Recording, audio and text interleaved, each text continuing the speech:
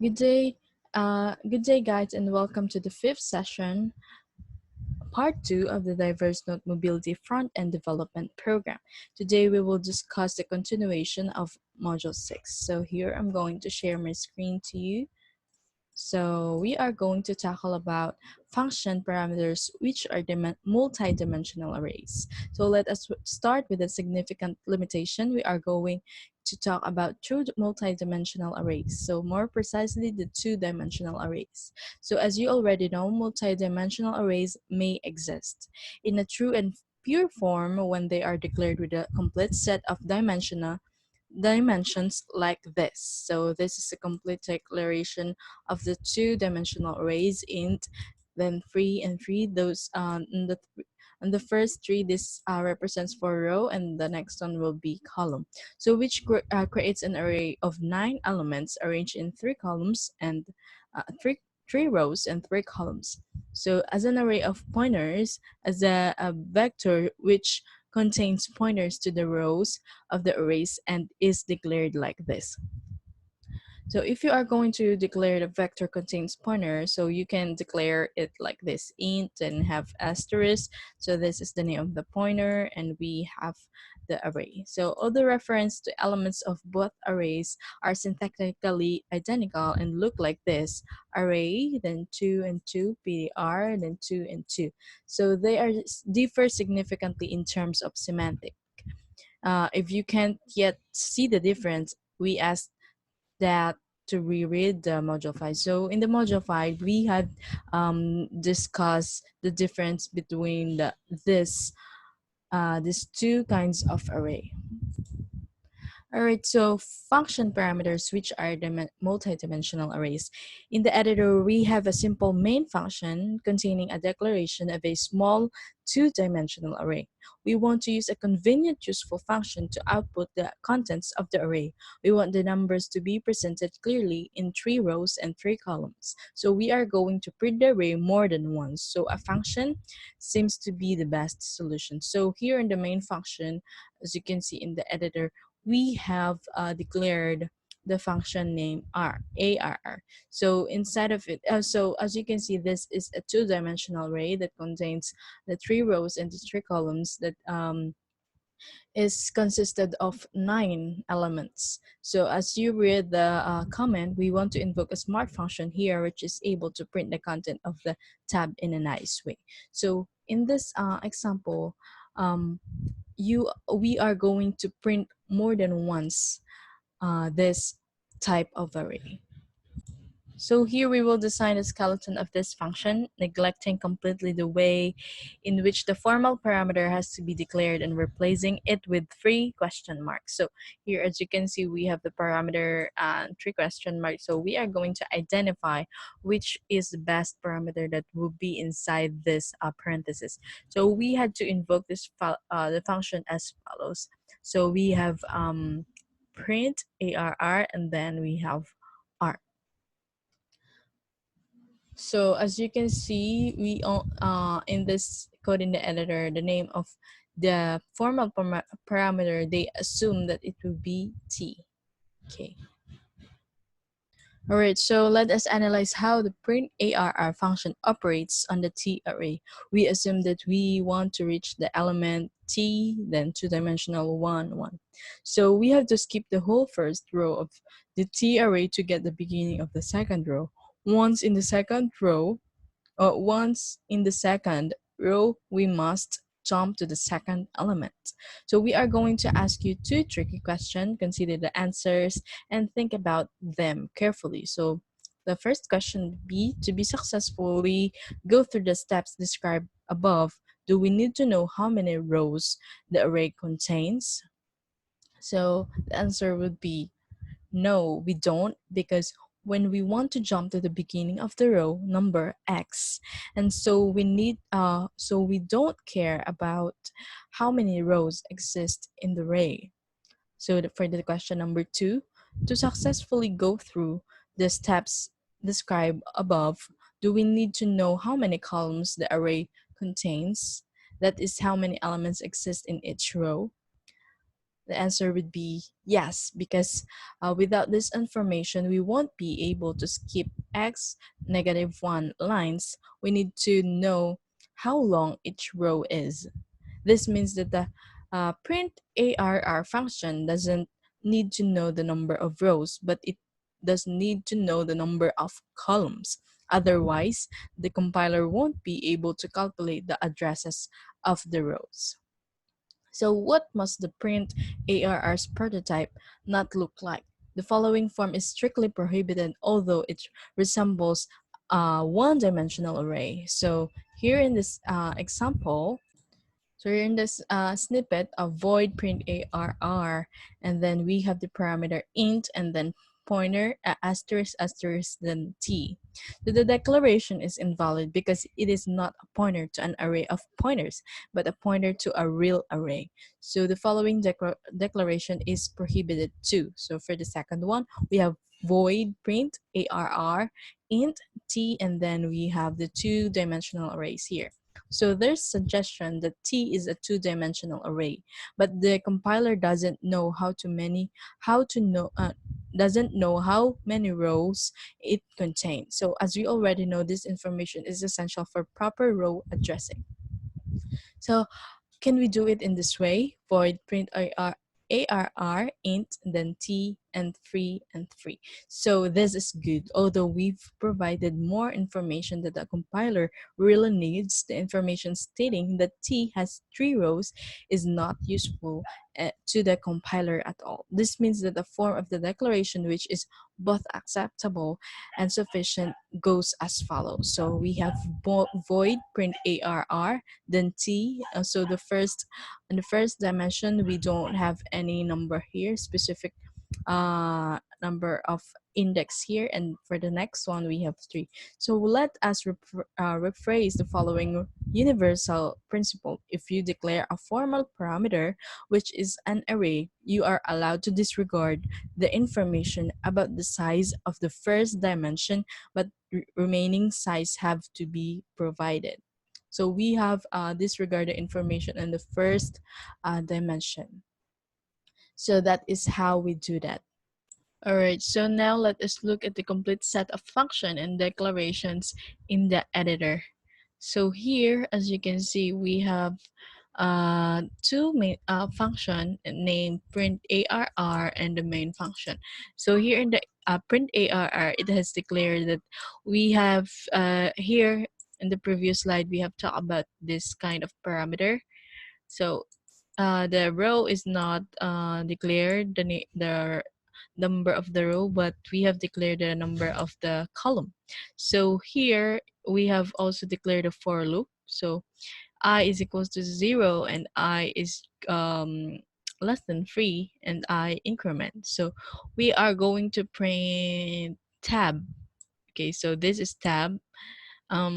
This is a set of space between the lines, between the characters. Okay, so and after that, we are after the 3 elements, then we are going to print the new line. Okay, so what do you think is the what do you think would be the expected output for this code in the editor? Okay, before that, we are going to check the main function.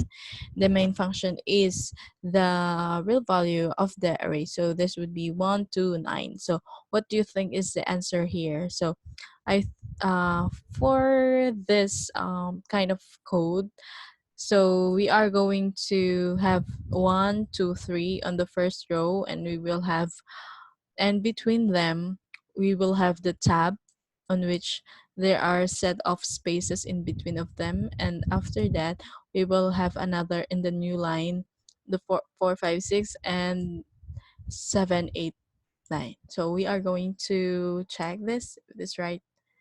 Okay, one more time.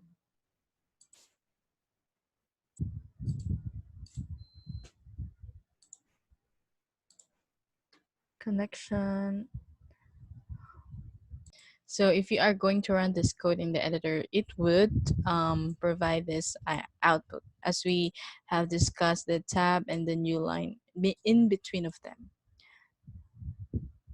All right, so now let's switch back to the solution we have previously rejected. Where are the parameter passed on to the function was just an array of pointers.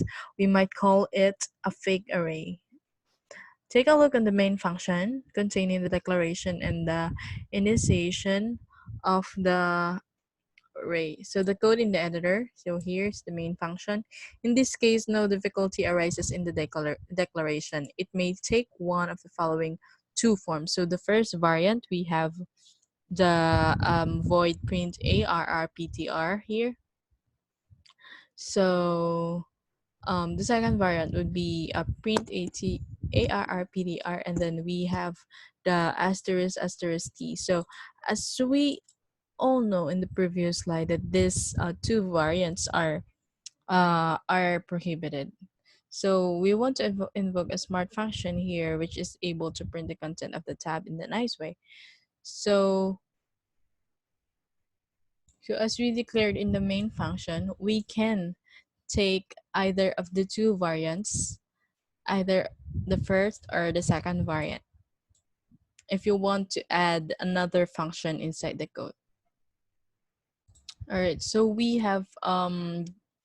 already get the second variant, which is declared here.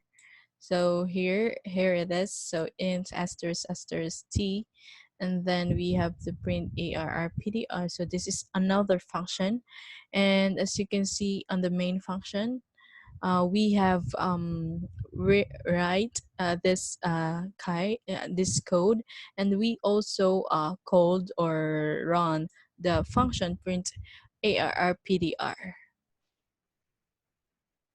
So what do you think is the result of this code in the editor? So if we are going to run this program, we will also get the same result just like we did before. So the difference is that we just only add pointer, and also we also add this kind of parameter. So this is a pointer of array. So that is the difference between the two, but we will get the same result. All right, so let's have the laboratory here in this part. So we have the objective is to familiarize the functions calls with parameters, calling functions with parameters, function, return values, and printing on screen. So here's the scenario. We are going to write a function that computes the square of a given floating point number and returns its value. Separate this declaration of the function from its full definition. So we are going also to write and test the code, the function with some values. Do not limit yourself only to those values we have provided to you. So here's the value, the expected output here. So we have the square of 2 is 4, square of 6 is 36, 2.5 is 6.25, 12.12 is 146.89, and 345.68 is 119.493.29. So now we are going to write the code. So first we are going to declare a function here, and since the squares are not that is not an integer, we are going to declare the data type as a float, and we are going to rename it square, and the parameter of that would be here. Okay, so the parameter we have is, what do you think is that type of a parameter? All right, so this parameter is a data type. So now we are going to write our code here. So first we will have the printf and the double quote. Don't forget the double quote, and we are going to declare square of 2.0. So instead of 2.0, we are going to add a 2.0 on the last, and it will be percent its argument, which is percent 2f 2f. Okay, is percent to F.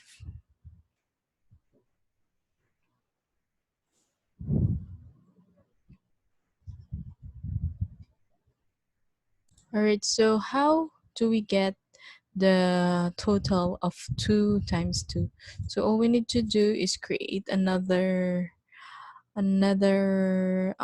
function here, and I'm going to name it as, oh, this is not another function. I'm just going to declare the formula for the square. So this would be float, and I'm going to rename the float as value, and I'm going to return and write the formula for a square, which is value times value. All right, so here I forgot to add semicolon. So we have declared it separately since it is on the direction. Separate the declaration of the function from its full definition. So its full definition is on the third function. So this is definitely a two function. All right.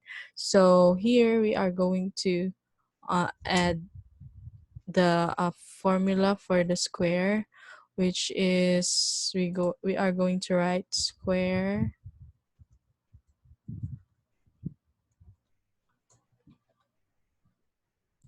and then we are going to write 2.0.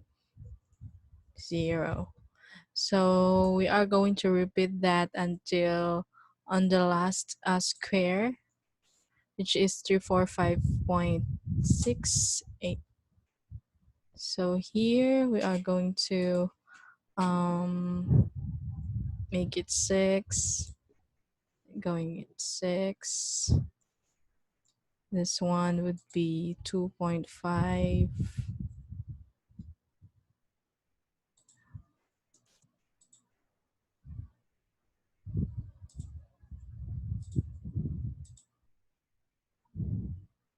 All right, the next one would be 12.12.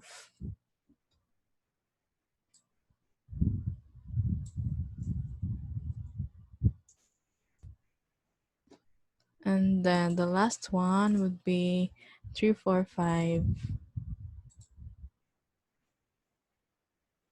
345.68. Okay, I'm going to copy this one, and here I'm going to paste it. So what do you think would be, do you think this is the overall code to get that expected output? So I'm going to run this one if to check. Okay, so we forgot to add the um we forgot to add the block just for this. This is a bracket, curly bracket. All right, so now let's try to run this. Okay, so here we already have the answer, but we forgot to add the new line. Okay, so I'm going to add backslash n here, backslash n here. Okay, so now let's reset the console and run the program. All right, so we got the final answer, and here it is. Okay, so now let's have the next slide. All right, so let's have another activity here. So this is a hard difficulty level of a laboratory activity, and the objective for this one would be to familiarize function calls with parameters, calling functions with parameters, function return values, and printing on screen. So the scenario would be to write a function that checks whether or not a given string is a valid IP address in human readable form, of course, and this function should return 1 if the address is valid and return 0 if not. So your function should check if, so there's a 3 conditional statement here. So there are 4 parts in the string separated by dots, and each part contains of digits, only digits, and also each number is a range of 0 to 255 inclusive. And for converting the string fragments to integer values, you can use this strtol and otoi or scanf functions. So separate the declaration of the function from its full definition, and we are going to read the second function that calls the first one and then prints on an appropriate message, which is 127.0.0.1, then is a valid address, or ABCD is not a valid IP address. So write a test code to test the function with some values and call a second function.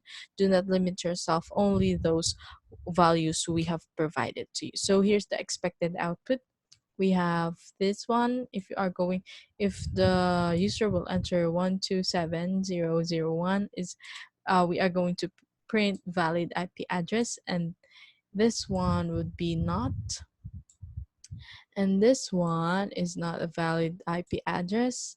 This is also, and if it is exceed to 255, this would be a valid, and just like this also. Okay, so now let's have our code. All right, so here, as you can see, we have the third button below. It is a sample solution, and if I'm going to click this, and yes, going to print, it will print the actual or sample solution for this activity. So so since this is a hard level, we are going to study what would be or what is the expected code written in the editor, a sample solution here. So first, as you can see, we have declared three header files, and this is string.h, std, lib.h. Okay, so I have defined each of the header files, which is string.h and stdlib.h. So the purpose of string.h is the header in C standard library for C programming language, which contains macro definitions, constant and declaration of functions and type used not only for string handling but also for various handling functions. So as you can see, on the scenario, we are going to declare some definition and declaration for the function. And for stdlib.h, this is a header of general purpose standards library of C programming language, which includes functions involving memory allocation and process control and conversion and others. So that is the purpose of this two additional header files. So as you can see, we have declared a global variable, which is the check IP name, and we have the data type char inside the parameter, and here we have the function name print IP, then valid, then char, then we have the pointer here, and in the main function we are going to print the uh, so we are going to limit ourselves for the values we have that the scenario have provided. So we are just going to print this one, and let's check if it is valid or not valid. So how to do that? Here in the code in the editor, we have declared function, and its name is check IP, and as you can see, it is already called in the first one. So here's the definition. So the definition is here we have the pointer address, and its data type is character. Okay, so we have declared result is equals to 1 and it is I, and actuals count is 0, parts count is equals to 1, and we have an array which is actual part, which is equivalent to 5. So we also declared a for loop here, and it is I is equals to 0 and I is less than strlen. So, and this is address. So as you can see, this function, this keyword is for strings. All right. So, and we have the increment of I. Okay. So here's the function body for here's the loop body for 4. So here we have the if else statement. So if loop here. So if is greater than or less than greater or equal to 0, and c is less than or equal to 9, or c is equals to dot. So if c is equals to dot, then if we are going to actual count, and if it is less than 1, for cases like 1.0 with double zeros, so result is equals to 0, then we will have break. And we have parts count, that is increment, that have declared here in the first part, that is equivalent to 1. And if parts count is greater than 4, that will result to 0, and we will break or pause the execution of the program. So here's the actual count. So we have the um, array for actual part, and we have declared the value for it is equals to null, or slash a backslash 0.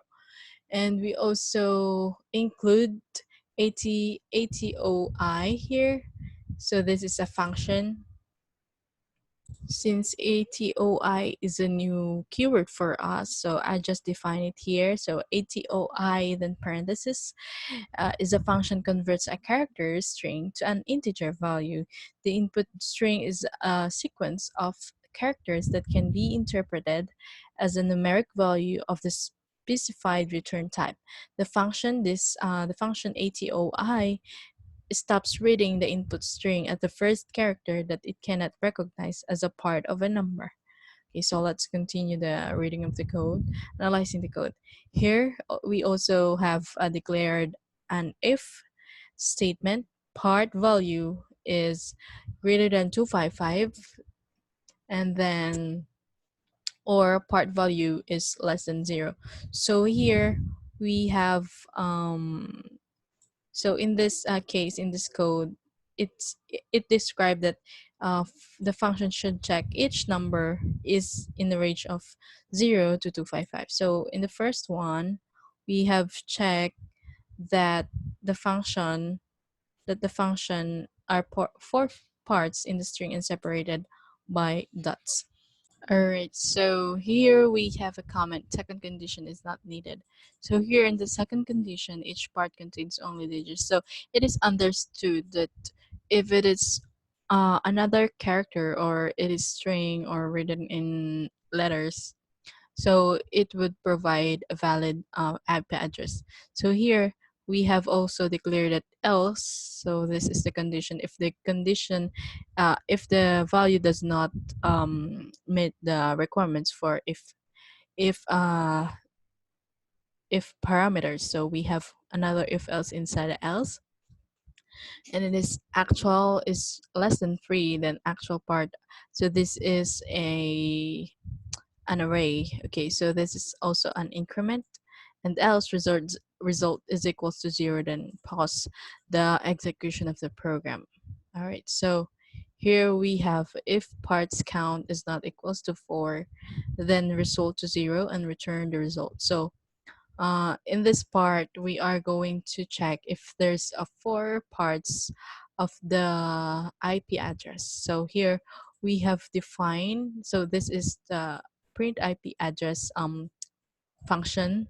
So here character is a pointer to address, and if else, we have if else statement here, check IP address. So the check IP address comes from this function check IP. So this function, check IP function defines on how this code defines on how to check if our code if our IP address is valid. Okay, so here we are going to print the string, which is the address. Here's the address. Okay, so here's the address. Okay, and all of this are part of the address. Print I here's in written in the main. Okay, so else printf is not valid. Then add. So let's check if it's right. Okay, so uh we have get this the same expected output. Okay, so that is the laboratory part 2. All right, so next let's have the part 3 laboratory activity. So the objective would be the same, familiarize functions, function calls with parameters, calling function with parameters, function result values, and printing on screen. So the scenario would be write a function that checks which of two given matrices is greater. To simplify the function parameter list, you can assume that both matrices are equal in size and square. So this function should return 1 if the first matrix is greater than the second, and -1 if the first matrix is smaller than the second, and 0 if both matrices are equal. This means they have exactly the same values. For this task, we assume that a matrix is smaller than another matrix. When the first element, which is different in smaller in that matrix, we analyze matrices from left to right and from top to bottom. Separate the declaration of the function from its full definition. So we are going to write the second function that calls the first one and then prints an appropriate message, which is print A is smaller than matrix B and matrix A is greater than matrix B, or both matrices are equal. So we are going to write a code to test with some values, create 3 matrices, fill them with the values, and compare them in all possible 6 cases. Call a second function as always. Do not limit yourself um, only to the cases already given. So note that you can use a single pointer to int type to pass the array. So here's the expected output. Both matrices are equal. Matrices is greater than matrix B. Matrix A is greater than matrix B, and both matrices are equal. Matrix A is smaller than matrix B, and matrix A is greater than matrix B. Oh, this is the same. All right. So here we are going to write our code in the editor. So let us use the sample solution here in the third button below. So we only use one header file, and that is stdio.h, and we have declared the matrix compare function here, but the definition is below. Okay, so uh, here we also have void print matrix compare int and then int pointer int pointer. So after the two function declared, we have the main function, which is written in void, and we have 3 matrices here, A, B, and C. So they have the same multi-dimensional arrays that is composed of 3 columns and 3 rows. So it is composed of 1 to 9 elements. So we are going to print matrix compare, which is another function, and the definition of the matrix print matrix compare would be on the next function below. So we are going to write here 3 and times matrix A and times matrix B. So, and return it to 0. So in matrix compare, so here's the definition for matrix compare. We are going to compare the different matrices using this function. So how to do that? We are going to declare 3 ints, which is name p size matrix A, then matrix B. So here, this is a pointer for matrix A and B, and we have integer I and j, and also declare for loop, which is I is equals to 0, I is less than p size, and I increment. Inside the for loop, another for loop, which is j is equals to 0, I is less than p size, and I increment. And after that, we have the if statement here. The pointer matrix A is not equals to matrix B. If matrix A is less than matrix B, then return to -1, else return to 1. So we have the increment A plus plus, and after this one of the for loop, we will declare return 0. So let's have print matrix compare function definition. So we have declared int p size, int matrix A and matrix B. So this is already declared on the here at the first part, but we don't still have the variable. So we are going to just add a variable after the main function. Okay, so after that, inside this definition of the print matrix function, compare function, we have int result matrix compare. So we have called the function of matrix compare, and the parameters would be p size, matrix A and B, and the result, if result is equals to 0, so puts both matrices are equal. So if result is -1, then both -1 matrices A is smaller than matrices B, and if result is -1, then matrix A is greater than matrix B. All right, so let's have the parameterizing the main function. Note that please consider that testing of this section may be available on your computer with local IDE and compiler. At this moment, not all online environments support the inclusion of your own files or creating the projects. So far, the main function has appeared in our programs only as a parameterless one that is declared with the following prototype, which is int main, and then uh, instead of parentheses would be the void. This way of declaring the main function is not used often because we rarely write programs which don't benefit from the possibility of retrieving some information from a user at the time of the start app. If you have ever used, for example, the dir command in the Windows console environment or the ls command in the Unix console environment, you may have noticed that these commands can be issued with either with or without arguments. Take a look. This is how we issue this commands without arguments. So for Windows, we have C, and then \window, and then bracket dir. So that would be the directory for, and for the Linux, we have user at host, and then we have colon, and then the $sign, and then the word ls. All right, so now we with an argument for Linux and Windows, we have /w and /l, then capital R. How it can be that the arguments supplied in the command line can be retrieved and interpreted by the program. The mechanism for transferring command line arguments to the running program is integrated in the main function. And to take effect, the main function must be declared in a special way. So we have int main, and then int argc, and for stands for argument character, and we have character data type, and then the pointer argv. So this is an array.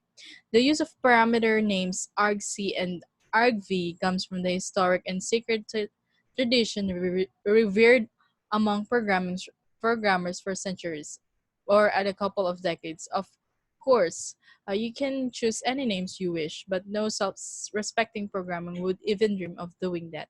Now let's decipher the hidden meaning of the names and their purposes. For argc, we have argument counter, contains the number of argument passed on the program plus 1. This means the program run without any argument will have an argc parameter value equals to 1. Let's have argv, argument values, an array of pointers to strings containing the arguments supplied to the program. They are stored in the following way. So here's the value of the array. So we have argv0 contains the name of the running program. Argv is equals to 1 contains the string passed to the program in the first argument, and argv contains the string passed in the program as the nth argument. You already know why argc is always larger by 1 compared to the number of the program arguments, don't you? Okay, so let's write a simple code whose task will be demonstrate the mechanism of passing the arguments on the main function. It will print all of its argument in one column. Here's our first attempt. So here we have the header file include stdio.h, and we have the main function, and its parameter is int argc and character argv array. And we have also declared inside the main function the variable I.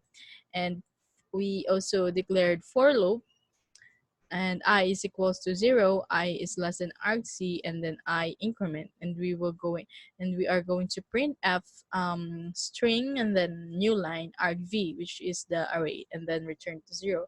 If you put this program in a file name args.c and then compile it, you will get an executable file name, probably args.exe in the Windows and args in Unix environment. If you run in a similar way to what's shown below, you will get the following output screen. So we have Windows args123 and Linux user at host, then um, backslash 123. So here's the on how you can see it on Windows and Linux. And here's another example.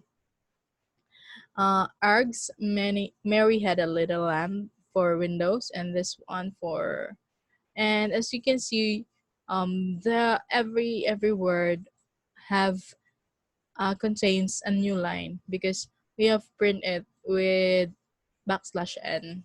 So it is print as Mary, the next line had, next line a, next line little, and the last line would be lamb. So as you have probably guessed, launching a program without any arguments without will cause the following effect. So if you don't have if you launch the program without arguments, you will see only this result, or a blank result probably. So there is a convention commonly accepted in Unix world, and not only there, that a program launched with a negative V option should output information about its version and then terminate immediately. The same program launched without any arguments should inform the user about how the program has to be used. Let us try make our args program satisfy this convention. Look at the code in the editor. Notice how many different results return the main function signal the reason for terminating the program. So there are two if else here, and we have argc is equals to 1 and argc is equals to 2. So if argc is equals to 1, it will print usage args and args1, args2, and args3. So if it is equals to 2, then args version 1.0 C language course 2012. And we have also declared a for loop here, which is we use a I variable, and we have the initialization, incrementation, and modification. So we are going to print f if all of this would uh, the um, the string will probably go for the for loop. So if we are going to run this program, all right, so I just added a header file for string a hash include string.h because we use strcmp. So if we are going to use run this code, So we will get the usage args 1, 2, and 3 because argc is equals to 1. All right, so let's have another activity here. So here's an objective. So we are going to familiarize main function parameters, simple arithmetic, printing on screen, and we have the scenario here. And we are going to write that allows the user to pass the parameters to be executed and compute the results of some mathematical expression operations. So your program should support the following operations: add, sub, and move. All operation requires additional two arguments. Some example of the program calls include program.exe and add 1 3, program.exe sub 2 3, and program.exe mul 2 5. And when there are no parameters, the parameters contain the wrong numbers, or a parameter is invalid, your program should print a message wrong parameters, or you can think about your own message with regards to the proper form of program execution. The first parameter must be one of the three previous strings, while the second and third parameters must be integer numbers. And to find out which of the command has been passed, you may use strmp function, and your version of the program must print the same result as expected output. This is one of the tasks which can be only executed in your personal environment. If you use an IDE, you can check the options of debug execute to pass the arguments. You don't always need to run the program from outside the IDE. So for the sample input, we have add 1 3, and we have expected output add 1 3 is equals to 4. All right, so here we are going to write our code. All right, so we are going to use the sample solution here, and we will see that we have declared three header paths, and that would be string.h, stdio.h, and stdlib.h. So here in the main function, we have declared argc and character array argv. So we have if else here, else if condition argc is not equal to 4, puts wrong parameters and return to -1. And int number 1, we have equals addoy argv2. So as you remember that we have defined addoy as the function for converting the string character string to integer, and we have int result number 2 number and the result, and we use strcmp. So let's define what is strmp. So strmp is a function in the C language that compares to a value or to string if it is in the same value, and if not, then it will return to 0. So here we have the result in the if else statement. We have not cr empty, so this is not in the same, and then we have arg number 1 and then add result is equals to number 1 plus number 2, and we have another if else statement here. So this is a nested if else statement. Else if not equal to strcmp argv1, then we have sub result equals the number 1 minus number 2. So we are going to write here the formula after the else if nested. Okay, let's have not equal strcmp argv1, then have mul, or the result would be equals to number 1 number times number 2, and else put wrong parameters and return to 1. So we are going to print f the string, which is whether it is add, sub, or move, and we have the value 1 and number 1 and number 2 for %d. Okay, so we have add here argv1, so that would be here, and number 1 and number 2 and the result.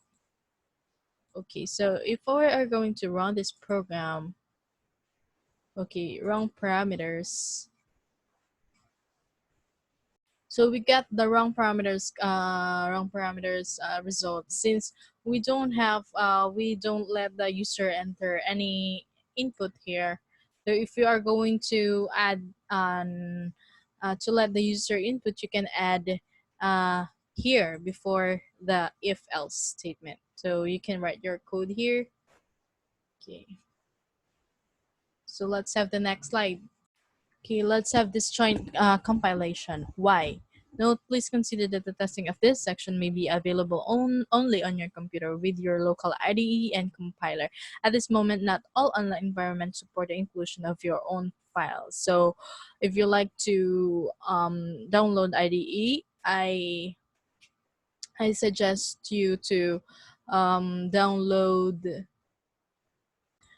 I suggest you to download Eclipse.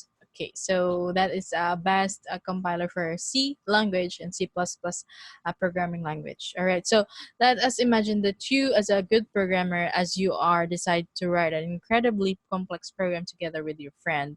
This program is intended to get an int number from the user and calculate the factorial of that number. Let us recap how the factorial is calculated. So we have n, and then we have not is equals to 1 times 2 times 3 times 4, and then so on. So this means that 5 not is equals to 1 times 2 times 3 times 4 times 5 is equals to 120. You both analyze the program and decide to share the work. You will write the main function and implement the full conversion with the user, while your friend will write a function computing the factorials. Okay, so let us get to work. So factorials and how to count them. First, let us look at what your friend is doing. He is taught out of the program thoroughly, sat down at his computer, launched his favorite programming app, and created a source file called factorial.c. Then he filled it with the following text: int factorial, int n, and then int I. We have product equals 1, and we have for loop I is equals to I, and then I is less than or equals to n, and then I plus plus, then we have product times is equals to 1, then return to product. Let us try to rewrite the code in somewhat different way.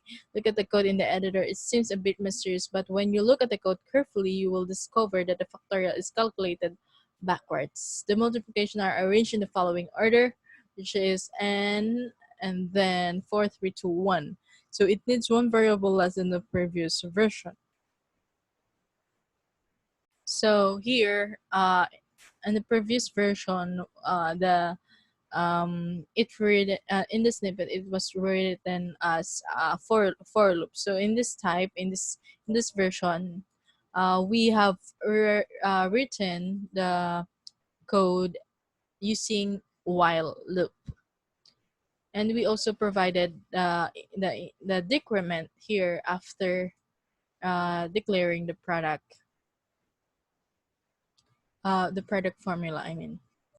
Okay, so let's have recursion. If your friend is a fan of mysterious coding, he could hide his intention more effectively by writing something like this: int factorial, int n, and then int product. Then we have for loop here, product is equals to 1, and then product times equals to n decrement, return product. Now is a good opportunity to talk a program technique called recursion.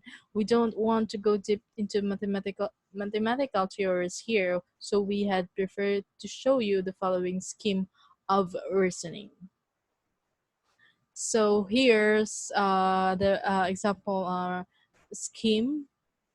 We have 5 not is equals to 1, and then times 2 times 3 times 4, and then 5, and until not equals to 1, 5 not, and then 1 not times 2 times 3 and 5, so and so on. So that would be what we call the recursion. That is a programming technique. Looking at the at this reasoning, we see that n none is 1 when n is equals to 1, and not n is equals to n is minus 1 is not times n when n is greater than 1. There's only one step to encode our function. Look at the code in the editor. Can you see the factorial function invokes itself? This is exactly what we call a recursion. So don't worry, it won't cause infinite looping of the program because the function knows when this process should be completed. Your friend might be think that this form is a bit long winded, and he would be right. So here, the factorial itself, um, the factorial function invoke itself, and we called it recursion. Okay, a new operator, a three argument one. Now is a good time to show you another C language operator named question mark then colon. This operator is highly original because it requires three arguments. This is how we use it. Expression one, then question mark, expression two, then colon, and then expression three. This operator works as follow. It calculates the value of expression one. If the value calculated is a non-zero, the operator returns the value of expression 2, neglecting completely expression 3. If the value calculated in step 1 is 0, the operator returns the value of expression 3, omitting expression number 2. This means that the result of the following expression is I is equals to I, then greater than 0, question mark. So it will calculate the first expression, this one, and then if the calculated value of the expression 1 is equals to non-zero, it will return to expression 2, and if it is 0, then it will return to the expression 3 and um, and omit the expression 2. This will be calculated in the following way. Variable I will be assigned a 1, and if it is previous value was greater than 0 and a 0 otherwise. Note that we can achieve the same result using the conditional statement. So instead of using if else, okay, so let's discuss this first. So I is greater than 0, and it will prompt to I is equals to 1. Then else, then we will have I is equals to 0. Okay, this is somewhat more extensive, although it's undeniably more readable at the same time. So if you want to write this code in simplified form, you can write it by this, a three argument one, using the question mark and colon. Let's have the table of priorities. This is an updated one for this module, and according to our established customs, here's an updated table of priorities. So here, you can check it here. Okay, so as you can see, the priority of the new operator is very low, so it can be combined with virtually any other operators. So back to this joint compilation, let us get back to our factorials with the aid of a new operator. We will modify the code as follows. So we have int factorial, int n, and we are going to use the three argument points, and we have return n question mark n, then times factorial, and we have n minus 1, then colon, and then 1. If you can write this more compactly, please let us know. Please let us how we would be very happy to hear from you. Your friend has to finish, and it's included. Okay, so if you are going to click this one, then that would be that is the factorial.c is a downloadable file, and that is in the C type, in the C file. And if you want to read that, you are going to download an IDE. And as I mentioned earlier, you can download Eclipse as my recommended IDE. Now it's your turn. Your task is to implement a conversion with the user and to verify whether the given value makes sense so that it is positive. It is not too large. A factorial grows very rapidly, and a calculation for a large n can be risky. Here we assume that n must not exceed 20. You sit comfortably at your computer, create a file named program.c, and write the code we have provided in the editor. As you can see, you have encountered a certain problem.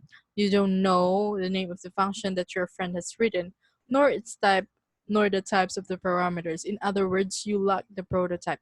Yes, you can ask for this information by phone, email, or even through telepathy, but that won't be particularly elegant. How do we do it in practice? Each author of the piece of code who is planning to share their work's results with other programmers usually prepares at least two source file.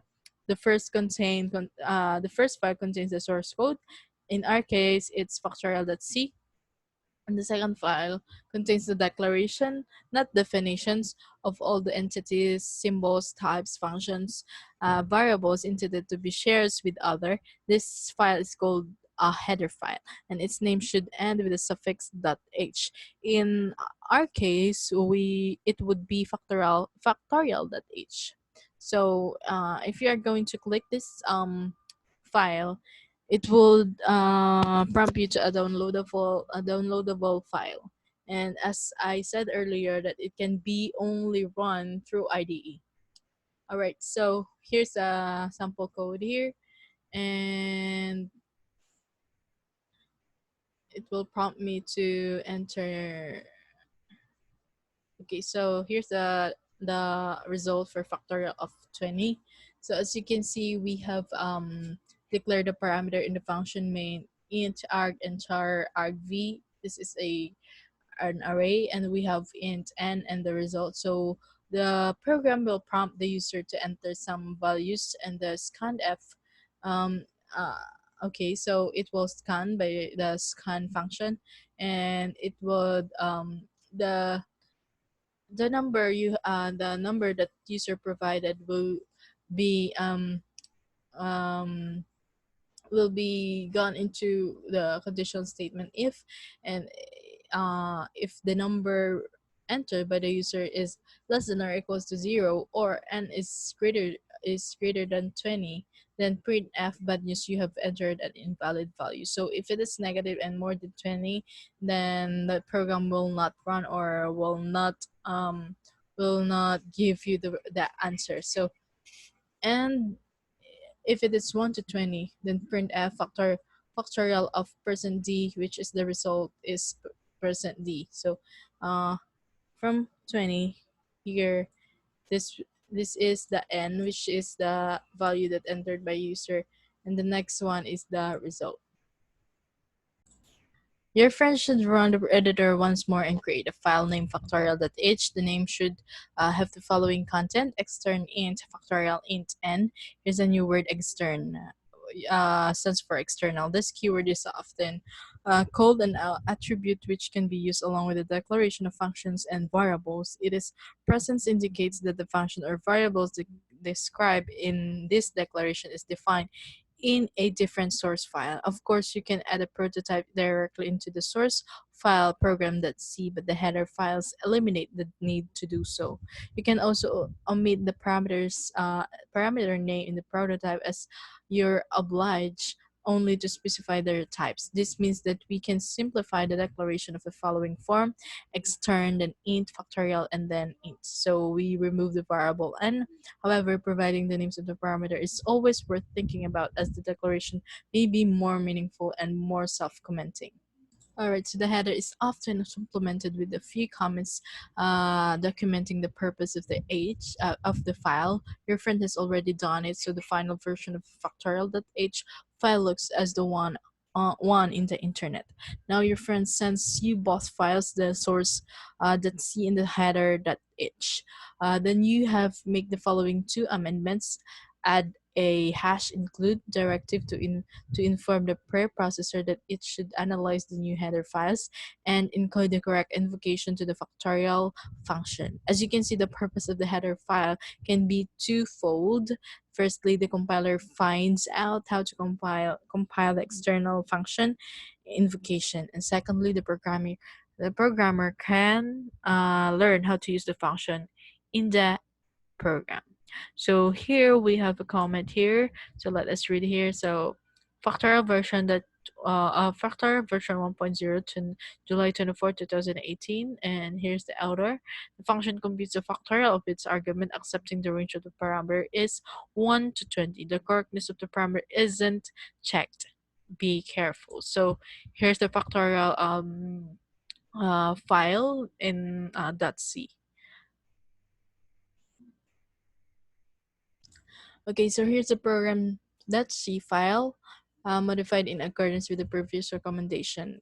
Hash include factorial.h, int main, int argc inside a parameter of the main function, and argv for the array, and we have int n and result print f enter n values, and we are going to scan it, and we have an if statement here, which is n is less than or equals to 0, or n is greater than 20. Then it will print bad news, you've entered an invalid value.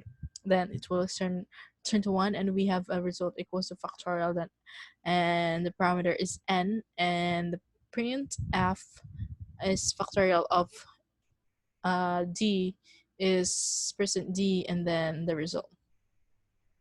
So the difference between the previous one is we have removed the else statement here and just add the result is equals to factorial that n, and the parameter is n, and it will print the result. Okay, so there's something surprising in the code though. Have you noticed it? Yes, that's the difference. We have removed the else statement after the if, and just add the result is equals to factorial n.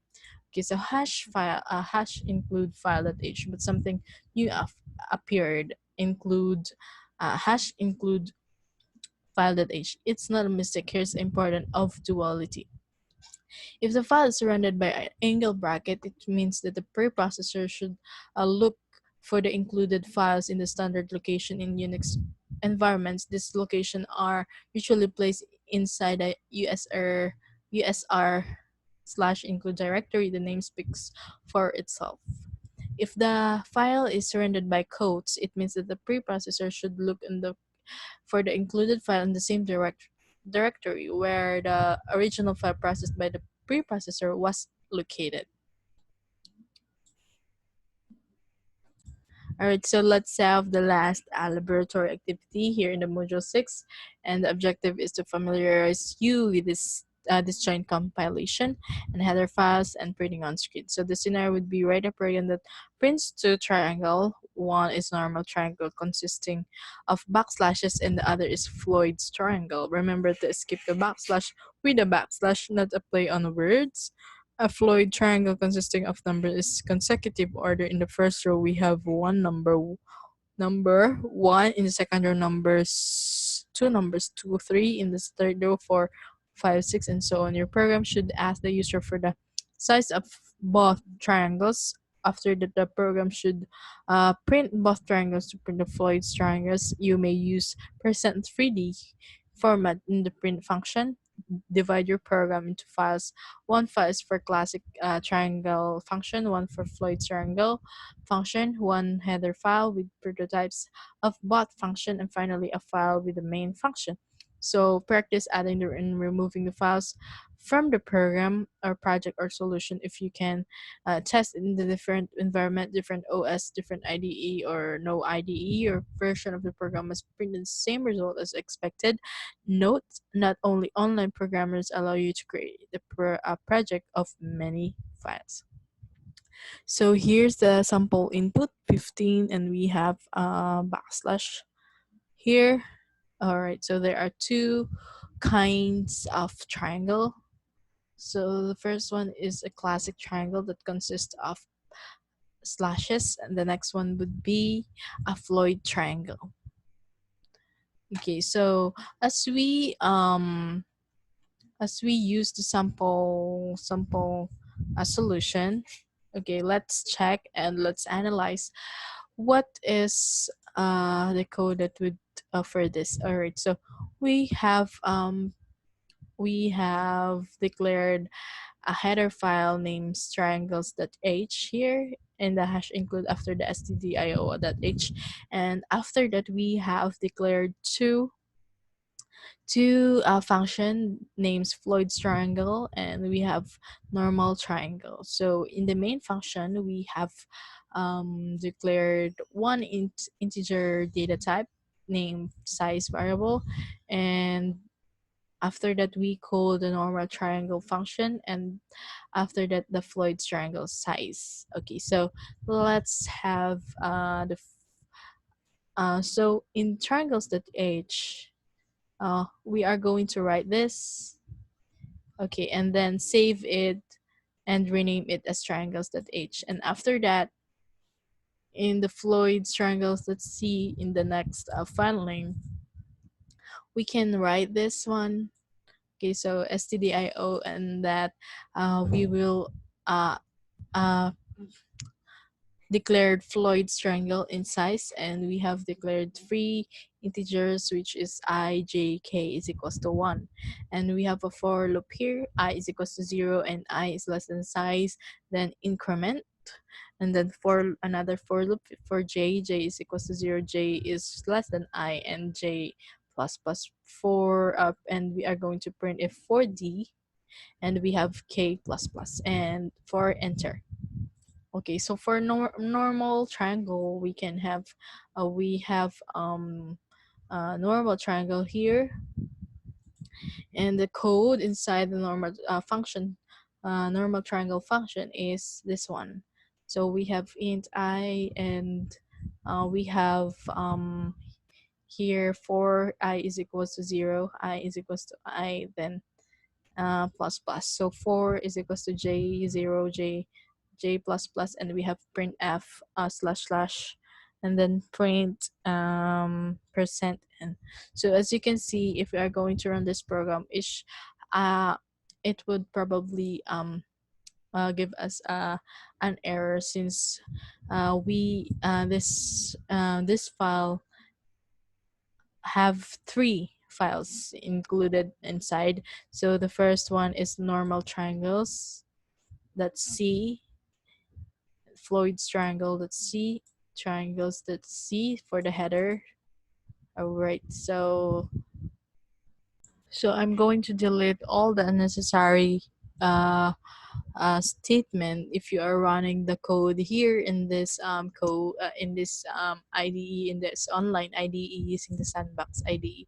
So I'm going to delete this one because there's no other file other than this file. All right, so another one here, going to delete this one because we already declared our header here. Okay, and also this one, all we need to do is only the definition of the Floyd's triangle, and also going to delete this one. All right, so I think we're done. Okay, so we're going to run this.